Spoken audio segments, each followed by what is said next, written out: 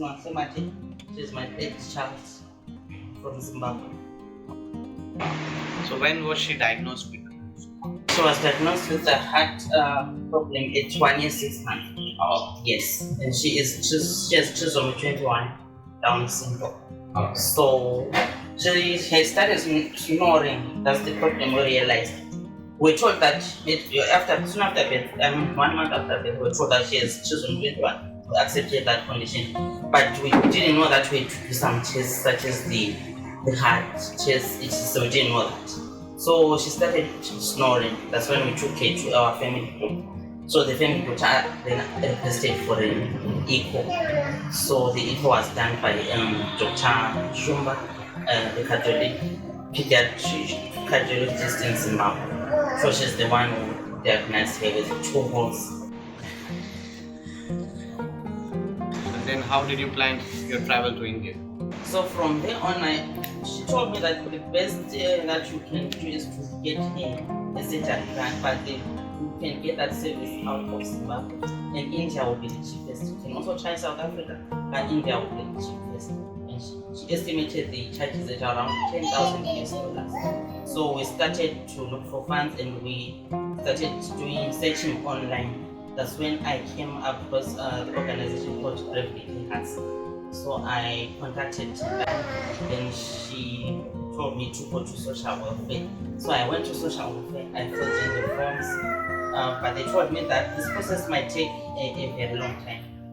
So I told myself it's okay, we'll do whatever it takes for us to get the funds. We'll try all other avenues. So we filled in the forms, and we had also tried to source for funds from our families, until social welfare responded in February, and they said we now have the funds. So that's when we started processing our papers to come to India. How was the treatment in India, and did it fit into your budget? The funds was, yes, they gave us 10.7, and it fit in the budget because the surgery was estimated about 6,000. That's then including the travel, the fares, as well as the accommodation and food. It's fitting very well.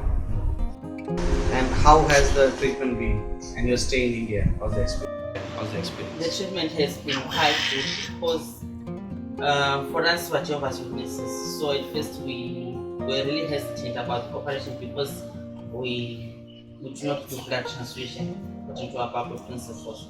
So it was difficult for us to take that, but we had to do some research. We had to talk to the guys, the lead team here in India, and they advised us that the surgery can be done without any blood transfusion. So that's when we gained faith, and we said, we're now going to India. And when we came here, we had a warm welcome. Doctors really accepted, and they respected our religious belief, and we really appreciate that. So it was the operation went quite on well, and the doctors were good and kind, and even the team that all welcomed us was quite good, and they really made us feel at home. That's great. So hope your stay around the hospital in the apartment was also comfortable? Yeah, it was quite comfortable. And it was clean. It was good. Except yes, for the food we are not used to it, but we told them not to put spices, but stay was fine. Alright, that's India for you. Yes. Our food is warm, our love is also warm. yeah, sure. Thank you. Thanks a lot. Oh, thank you very much. Thank you.